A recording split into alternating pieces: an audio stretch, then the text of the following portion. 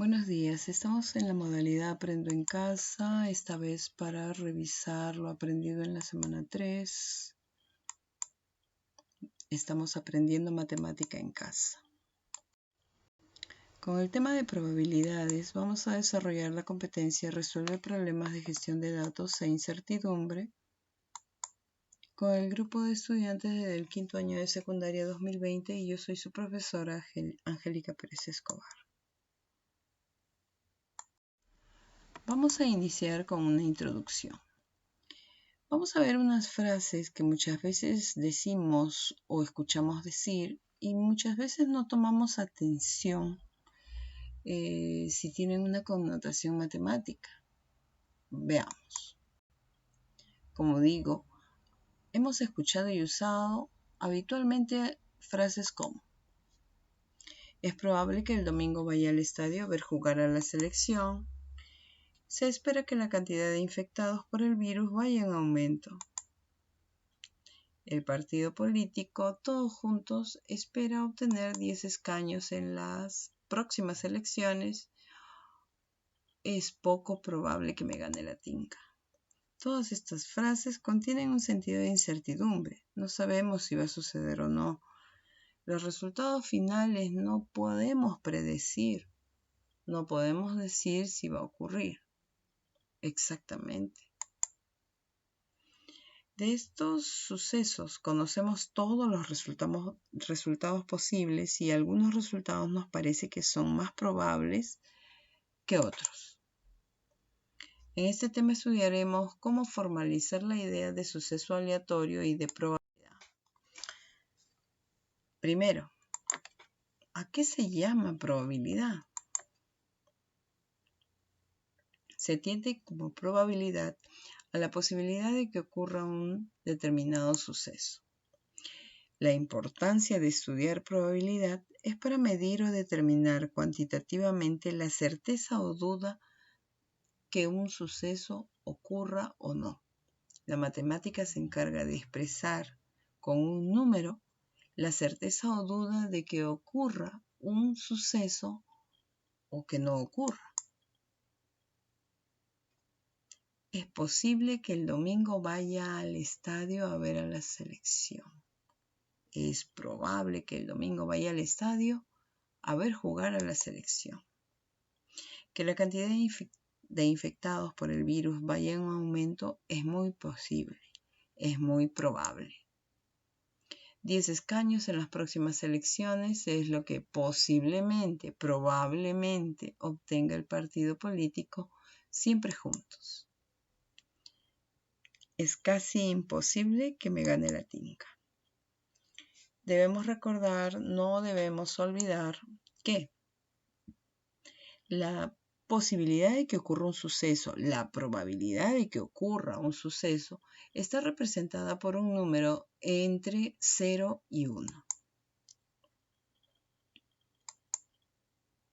No debemos olvidar tampoco que la probabilidad se puede expresar como porcentaje.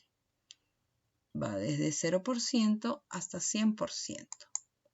¿Qué quiere decir 0%? Mientras sea más cerca o llegue a ser 0%, lo que podemos entender es que es casi imposible o es imposible de que el suceso ocurra. Por ejemplo, es casi imposible que me gane la tinca.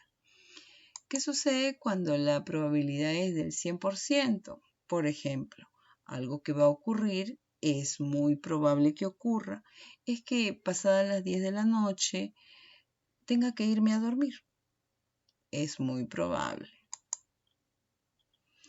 Ejemplo, la probabilidad de que ocurra un determinado suceso A es igual a 0,25, que debemos entender que si esta expresión de probabilidad con un número decimal tal como 0,25, al ser tal, podemos expresar también la probabilidad en.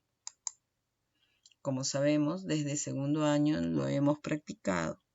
Un número decimal tiene su equivalente en fracción y su equivalente en porcentaje. Entonces, si la probabilidad puede ser expresada como número decimal, también esta puede ser presentada como una fracción o expresada como porcentaje. La probabilidad puede ser expresada de estas tres maneras. Tú puedes elegir o el problema te debe indicar de qué forma puedes trabajar, pero es equivalente. La probabilidad puede ser expresada como una fracción, como un número decimal o también puede ser expresada como un porcentaje. Sigamos. Vamos a ver una regla muy importante, uno de los fundamentos de la probabilidad, enunciada por el señor Pierre-Simon Laplace, matemático, astrónomo, físico. En su dedicación por hacer estos estudios, llegó a dar una ley, la regla de Laplace. Es muy importante puesto que nos permite calcular la probabilidad de un suceso, siempre que los sucesos elementales sean equiprobables. ¿Qué quiere decir con esto? Que todos los resultados posibles tengan la misma probabilidad. En estas condiciones, tenemos que la probabilidad de que ocurra un suceso A se obtiene dividiendo el número de resultados que forman el suceso A entre el número de resultados posibles. En forma de ecuación, lo enunció de este modo, como un cociente. La probabilidad de que ocurra un suceso A viene a ser el casos favorables a A entre los casos posibles. No te preocupes, vamos con los ejemplos. Antes que nada, es importante recordar conceptos básicos.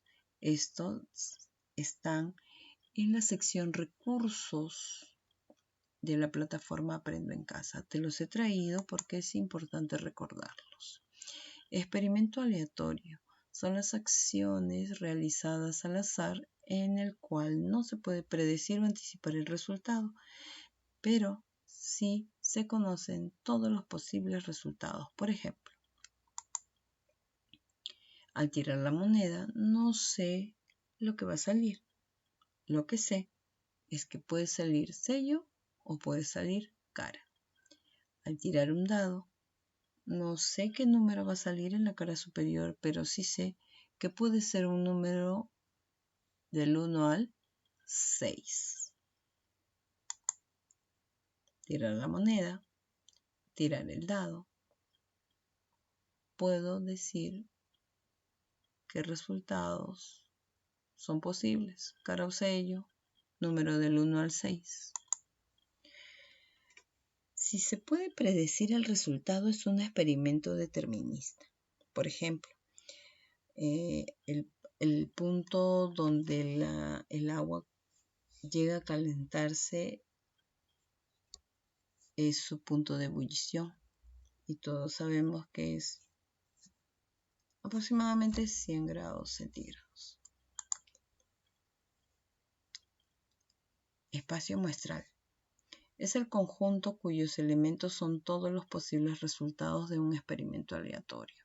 Es el conjunto cuyos elementos son todos los posibles resultados. El espacio muestral cuando tira una moneda son dos, cara o cruz. El espacio muestral cuando tira un dado son todos estos casos, es decir, todos los números que van a salir del 1 al 6, o también el espacio muestral de un dado puede ser par o impar, porque tiene estas dos categorías. Según nuestro interés, el espacio muestral puede variar. Ya. Sigamos. Evento o suceso. Es un subconjunto, es parte de el espacio muestral. Se representa por las letras mayúsculas del abecedario. Por ejemplo, el lanzamiento de la moneda, en el lanzamiento de la moneda, el suceso A es sale cara y el suceso B es sale cruz. Un suceso es imposible si nunca ocurrirá. Por ejemplo, que salga 7 al tirar el dado. 7 no existe en un dado. 7 no va a salirme nunca. Entonces es un suceso imposible. Ahora sí, jovencitos, vamos a revisar lo aprendido en la semana 3. Vamos a dar solución a los ejercicios.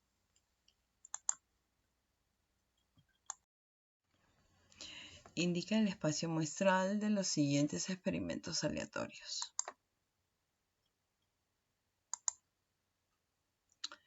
Experimento aleatorio A. Lanzar un dado y obtener un número par. El espacio muestral para este experimento sería todos los resultados posibles, es decir, todos los casos posibles son los números del 1 al 6. Experimento aleatorio al tirar el dado, el conjunto formado por todos estos valores del 1 al 6. Experimento aleatorio B. Abrir un libro de 100 páginas al azar y obtener una página terminada en 5. Al abrir un libro, el espacio muestral serían cada una de las páginas de es decir, 100 páginas. El número de casos posibles es 100. En forma de conjunto, del 1 al 100. Vamos al segundo problema. Nos piden calcular en términos de porcentaje la probabilidad de que el suceso ocurra. Aquí aplicaremos la ley de Laplace, número de casos favorables entre el número de casos posibles. Esa sería la probabilidad. Al tirar una moneda y que salga sello. En la solución, veamos. Número de casos posibles son 2, cara o sello. Número de casos favorables, que salga sello, es decir, una posibilidad, un caso a favor. Veamos. La probabilidad sería 1 sobre 2, es decir, 0,5, por lo tanto, la probabilidad es del 50%. La probabilidad de que ocurra que al tirar un dado salga 7. Bueno, tenemos número de casos posibles. Al tirar un dado son 6. Número de casos favorables es 0, porque yo no encuentro un número 7 en las caras del dado. Veamos, la probabilidad sería 0 sobre 6, es decir, la probabilidad de que salga 7 al tirar un dado es del 0%. Este suceso no va a ocurrir. En términos de porcentaje nos piden calcular, ¿no?, la probabilidad de que al tirar un dado salga un número primo. Veamos. Al tirar un dado, el número de casos posibles es 6. Ahora, recordemos que los números primos en un dado, en este dado, ¿cuáles serían los números primos? El 2, el 3, el 5. Entonces, el número de casos favorables es 3 y el total de casos es 6. Veamos que la probabilidad sería 3 sobre 6. Simplificándole, esta probabilidad sería un medio, por lo tanto, la probabilidad de que al tirar un dado salga un número primo es del 50%. Vamos al problema número 3. Al girar una rueda de la fortuna dividida en 7 colores, ¿cuál es la probabilidad de obtener el color rojo? La probabilidad de obtener el color rojo vendría a ser el número de casos posibles, que son 7, ¿ya? Número de casos favorables es 1.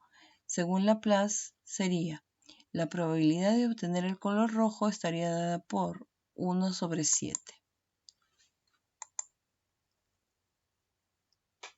La probabilidad de obtener el color rojo sería 0,142, así sucesivamente, o en todo caso la expresión en porcentaje la probabilidad de obtener el color rojo estaría en un 14%. ¿Cuál es la probabilidad de obtener, al girar la rueda de la fortuna, que nos salga el color verde o amarillo? En la solución observamos, casos posibles son 7, sin embargo, casos favorables es 2, verde o amarillo. Según Laplace, la probabilidad estaría dada por la fracción 2 sobre 7. Su correspondiente decimal 0,285, así sucesivamente, o su expresión en porcentaje. Aproximando nos daría una probabilidad del 29%. Daremos solución al último ejercicio. Leamos. Se propone un juego con 3 ruletas. El juego indica elegir una ruleta y sacar el número mayor. ¿Cuál elegirías? Fundamenta tu respuesta. Tenemos las 3 ruletas. La ruleta A, la ruleta B y la ruleta C. ¿Cómo podemos elegir? Bueno, si es para jugar, podríamos elegir cualquiera de las 3. Sin embargo, nos piden sacar el número mayor. Entonces, debemos observar primero para elegir. ¿Cuál vamos a elegir si nos piden sacar el número mayor? Veamos, en la ruleta A hay números 0 y hay números 4. En la ruleta B hay números 5 y números 4. Y en la ruleta C hay 3 valores 0 y 3 valores 1. Si necesitamos sacar el número mayor, pues tenemos que elegir aquella que nos proporcione las mayores cantidades. Entonces, respondemos. Para poder jugar podemos elegir cualquier ruleta. Sin embargo, nos piden sacar el número mayor. Para que ello ocurra, debemos elegir la ruleta que contenga los valores más altos. La ruleta elegida debe ser la ruleta B. Esta sería, jovencitos, nuestra respuesta al ejercicio. Muchas gracias, nos vemos en un próximo video.